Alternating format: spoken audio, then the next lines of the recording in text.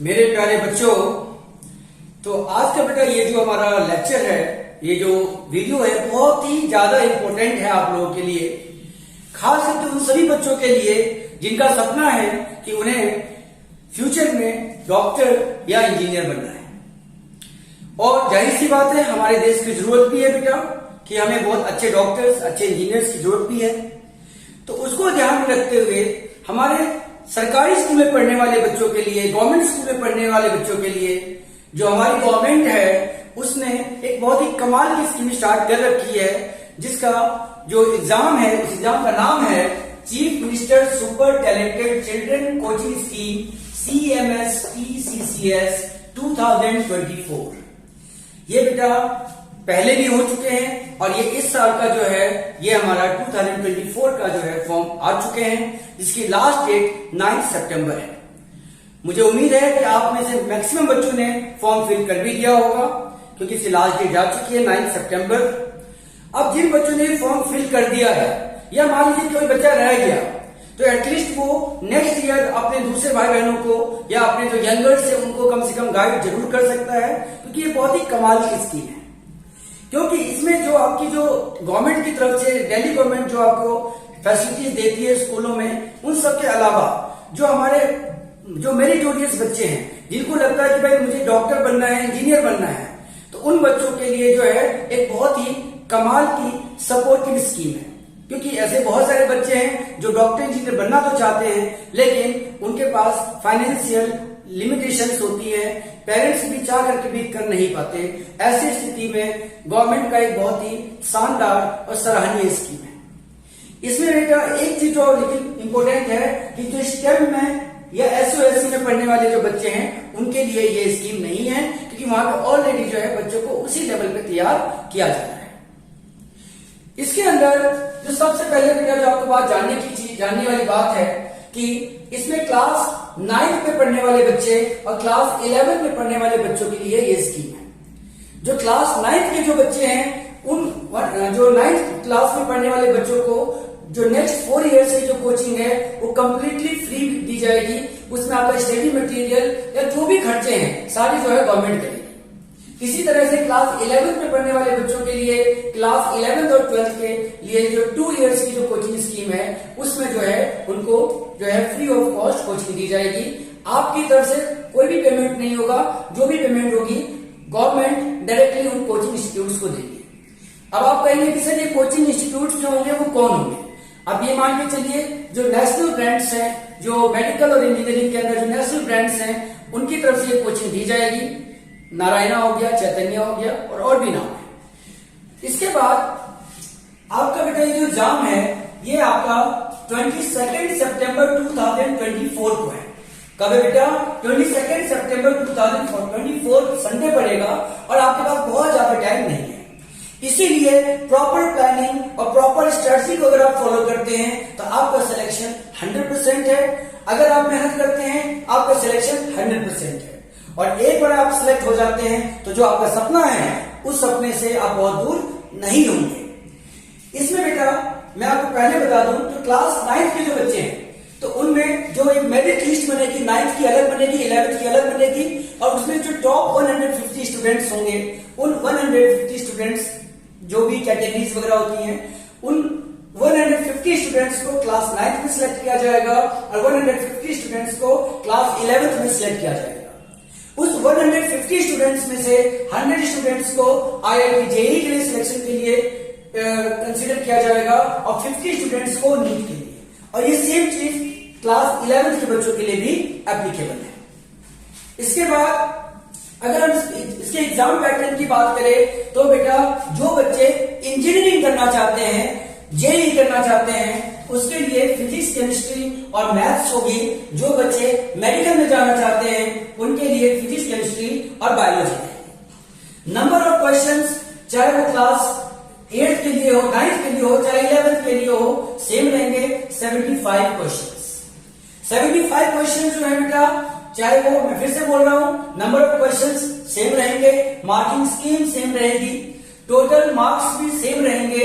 जो बच्चे physics, chemistry, maths यानी कि इंजीनियरिंग के लिए जाना चाहते हैं, 25 questions physics, 25 questions chemistry, 25 questions maths, यानी टोटल 75 क्वेश्चंस होंगे। इसमें अगर आप करेक्ट आंसर करते हैं तो +4 मिलेंगे, अगर आप गलत क्वेश्चन अटेम्प्ट करते हैं तो आपको -1 हो जाएगा। Remember there is negative marking, यानी कि 75 इंटू में 4 इक्वल टू 300 मार्क्स का आपका ये पेपर होगा। इसी तरह से जो बच्चे नीट के लिए जाना चाहते हैं, मेडिकल की तैयारी करना चाहते हैं, उनको 25 क्वेश्चंस फिजिक्स से, 25 क्वेश्चंस केमिस्ट्री से, 25 क्वेश्चंस बायोलॉजी से पूछे जाएंगे and again total 75 questions +4 -1 and 300 marks का जो है पेपर होगा। यहां तक क्लियर है बेटा? मैं फिर से बता दे रहा हूं कि नंबर ऑफ क्वेश्चंस सेम रहेंगे। उसके बाद सबसे अच्छी बात है कि सर इसका डिफिकल्टी लेवल क्या होगा। देखिए बेटा, जो आप में से जो बच्चे क्लास 9 में हैं उनके लिए सिलेबस रहेगा 8th क्लास का, यानी जो आपने 8th क्लास में जो आप पढ़ के आए हो उसी से रिलेटेड क्वेश्चंस पूछे जाएंगे। बट ऑब्वियसली डिफिकल्टी लेवल तो बेटा बढ़ाया जाएगा। प्योर एनसीईआरटी लेवल पे अगर आप बात करें तो कंसेप्ट्स बेसिक रहेंगे, बट उसके एप्लीकेशंस, क्वेश्चंस का पैटर्न आपका कॉम्पिटिटिव वाला होगा। मैं अभी आपको बताने वाला हूं कि उसकी तैयारी कैसे करें, और आगे के लेक्चर्स जो वीडियोस होंगे उसमें मैं आपको क्वेश्चंस भी डिस्कस करूंगा आपके साथ। इसी तरह से जो बच्चे क्लास 11th में हैं उनके लिए 10th क्लास का सिलेबस होगा। तो मुझे नहीं लगता कि बहुत बड़ी बात होगी, है ना, क्योंकि आप जो बच्चे 9th में वो ऑलरेडी 8th क्लास पढ़ के आ चुके हैं, जो 11th में वो ऑलरेडी क्लास 10th पढ़ चुके हैं। तो मुझे लगता है कि आपको बहुत कम समय में बहुत अच्छी तैयारी आपको कर सकते हैं, कंडीशन आपको प्रॉपर गाइड किया जाए तो। इन सब के अलावा जब ये सारी बात आप समझ गए हैं तो मैं आपको ये बता देता हूं कि तैयारी करनी कैसे है, प्रिपरेशन कैसे करनी है। एक बार बेटा मैं फिर से ब्रीफ कर दूं, CMS TCCS 2024 जिसकी लास्ट डेट है 9 सितंबर, जिसका एग्जाम टेंटेटिव शेड्यूल्ड जो है वो है 22 सितंबर 2024। क्लास 9 के 150 स्टूडेंट्स को कोचिंग के लिए 4 इयर्स के लिए जो है फ्री ऑफ कॉस्ट कोचिंग दी जाएगी गवर्नमेंट की तरफ से। जो क्लास 11 में जो स्टडिंग बच्चे हैं उनको 2 इयर्स के लिए कोचिंग दी जाएगी। इसमें 150 स्टूडेंट्स में से 100 स्टूडेंट्स जेई के लिए होंगे, 50 स्टूडेंट्स नीट के लिए होंगे। जो भी एक्सपेंस आएगा, चाहे वो आपके स्टडी मटेरियल का हो, किसी भी तरह का कोचिंग का जो फीस है वो पूरी तरह से गवर्नमेंट डायरेक्टली कोचिंग इंस्टीट्यूट्स को जो है पे करेगी। आपको सिर्फ और सिर्फ पढ़ना है, मेहनत करनी है और आप अपने सपनों को पूरा करना है। तो मुझे नहीं लगता कि इससे बेहतरीन स्कीम कोई हो सकती है। फिर से बता दूं सर, सिलेबस क्या रहेगा? 25 question physics, 25 question chemistry, 25 question maths. जो बच्चे इंजीनियरिंग में जाना चाहते हैं और जो भी 9th में हैं उनका सिलेबस होगा अप टू 8th लेवल का। जो अभी 11th में है उनका सिलेबस होगा अप टू 10th लेवल का।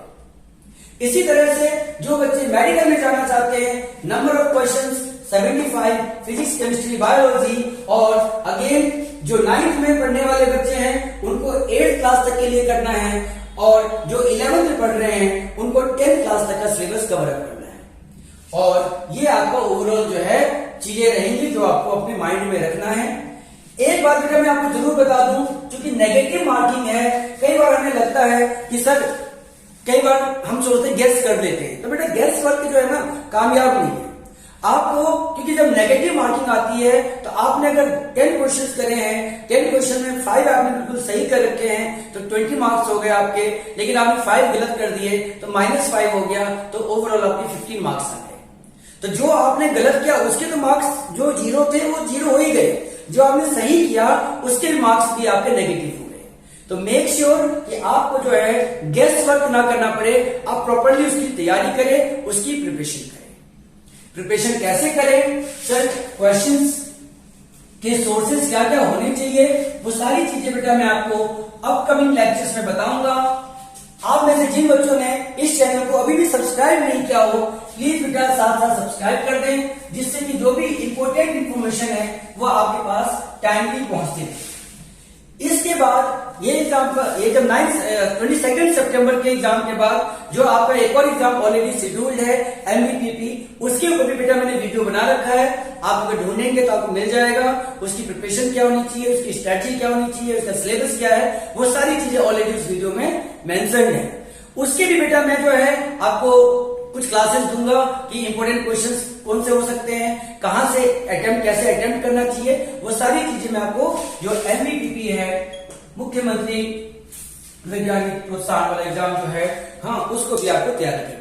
ये बिल्कुल जो क्लास 10 के बच्चे जो एनटीएससी देते थे उसी लेवल का ये 9th क्लास के बच्चों के लिए है। अगर आप में से किसी बच्चे ने इस फॉर्म को फिल ना किया हो तो 100% इस फॉर्म को फिल कर दें। ये भी बहुत ही अच्छा एक स्कॉलरशिप एग्जाम है। चलिए अभी फिलहाल बात करते हैं CMS TCCS 2024 की। तो बेटा सबसे पहले आपको तो NCERT 101% करनी है, इसमें कोई डाउट नहीं है कि सर क्या करें क्या ना करें। आपको 100% NCERT जो बच्चे 9th में हैं उनको 8th क्लास की, और जो बच्चे 11th में हैं उनको 10th क्लास की NCERT बेटा 100% करनी है। ये हमारी NCERT बेटा जो है आपका सब कुछ है, यहीं से आपकी सारी चीजें बन के आएंगी। इसके लिए आप ये मान के चलिए बेटा कि आपके पास अराउंड 10 डेज है, तो 10 डेज में सर पूरी NCERT होगी क्या? बिल्कुल होगी बेटा। आपने चूंकि पहले ही पढ़ रखा है तो आपको ज्यादा मेहनत नहीं करनी पड़ेगी। आपको उनके ब्रीफ नोट्स आपके पास होंगे, उन नोट्स को आप देखिए, उनके क्वेश्चन आंसर्स करिए। उस बुक के अंदर ध्यान रहे NCERT के अंदर जो कॉम्पिटेंसी बेस्ड क्वेश्चंस होते हैं, जो एक्टिविटीज होती हैं, they are very very important. उन एक्टिविटीज में से आपके मल्टीपल चॉइस क्वेश्चंस 100% बनने के चांसेस हैं। इसीलिए मैं फिर से बता देता हूं कि NCERT में आपको each and every word should be clear. हर वो चीज जो NCERT बुक के अंदर लिखी है कुछ भी आपको नहीं छोड़ना है। आप टारगेट बनाइए कि भाई 10 डेज तो क्या मुझे 5 डेज के अंदर 2 डेज के अंदर NCERT खत्म करनी है। अगर आपके अंदर वो आग होगी तो आप जरूर कर देंगे। उसके बाद अगर आप NCERT को 3 to 4 डेज या 5 डेज में कर लेते हैं तो कम से कम आप इसको बेटा 5 डेज में कवर करेंगे। उसके बाद बेटा एक बहुत ही अच्छी बुक्स आती है NCERT एग्जाम्पलर। NCERT एग्जाम्पलर, इसमें बड़े अच्छे अच्छे सब्जेक्टिव और ऑब्जेक्टिव दोनों तरह के क्वेश्चंस होते हैं। तो मेरी आपसे रिक्वेस्ट क्या है या सजेशन है कि आप इसके अंदर जो सब्जेक्टिव क्वेश्चंस होते हैं उन सब्जेक्टिव क्वेश्चंस को सिर्फ रीड करें। आप एक बार गो थ्रू कर ले सब्जेक्टिव क्वेश्चंस के लिए, लेकिन जो ऑब्जेक्टिव क्वेश्चन जो मेंशन हैं, जो ऑब्जेक्टिव क्वेश्चंस हैं उसको बार बार अच्छे से प्रैक्टिस करें। और जब आपने NCERT 5 डेज में करी है, NCERT एग्जाम्पलर आपको बेटा 2 डेज में करना होगा। बिल्कुल मुश्किल है सर ये तो बहुत मुश्किल है, कैसे होगा? बेटा मुश्किल होगा तभी तो आपको फ्री ऑफ कॉस्ट कोचिंग दी जाएगी ना। अगर आपके अंदर वो आग नहीं होगी, वो मेहनत करने का जज्बा नहीं होगा तो आप कैसे डॉक्टर बन जाओगे, इंजीनियर बन जाओगे? कई लाख बच्चे फॉर्म फिल करते हैं बेटा, उनमें कुछ हजार बच्चों का सिलेक्शन होता है। तो अगर आप में उस लेवल का कैलिबर होगा तभी तो आप ये एग्जाम क्वालिफाई करोगे, तभी तो गवर्नमेंट आपको उस कैलिबर को कंसिडर करेगी।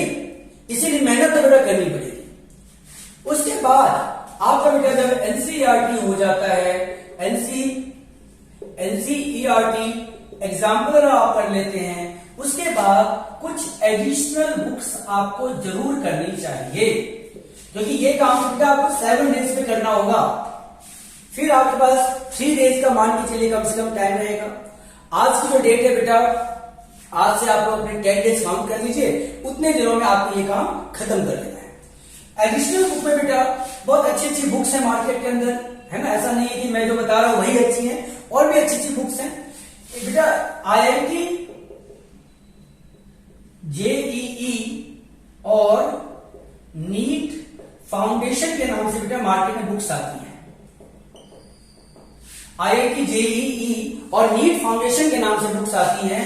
ये क्लास 8th के लिए भी आती है, क्लास 10th के लिए भी आती है। अलग अलग पब्लिकेशंस की बुक्स आपको मिल जाएंगी। आप इन बुक्स को एटलीस्ट जो MCQ क्वेश्चंस हैं उनको आप जरूर करें। मान लेते हैं कि सर सारा नहीं हो पाएगा, बट कोई बात नहीं बेटा, आपके पास जितना टाइम उसको आप 100% यूटिलाइज तो करिए। बट जस्ट इमेजिन कि अगर आपने ये सारी चीजें कर ली और आपका एग्जाम में सिलेक्शन हो गया, ये जो CET 2024 जो है ये आपने क्वालिफाई कर लिया, and now you are studying in a classroom where you are being taught for engineering और मेडिकल एंट्रेंस सिलेबस। तब आप सोचिए बेटा कि आपको कैसा फील होगा। तो देखो बेटा, आप तो सपना दिखा रहे हो, बिल्कुल बेटा, सोते हुए सपना देखना वो एक बायोलॉजिकल प्रोसेस है। वो तो कोई भी हर कोई देखता है, लेकिन खुली आंखों से सपने जो देखता है उसके लिए जी जान लगा करके मेहनत करता है, उसी का सिलेक्शन होता है। ऐसे तो बेटा आप सोते रहो, सपने देखते रहो, उसका कुछ नहीं होता। खुली आंखों से सपने देखो, उसके लिए खूब मेहनत करो और अपने सपने को पूरा करो।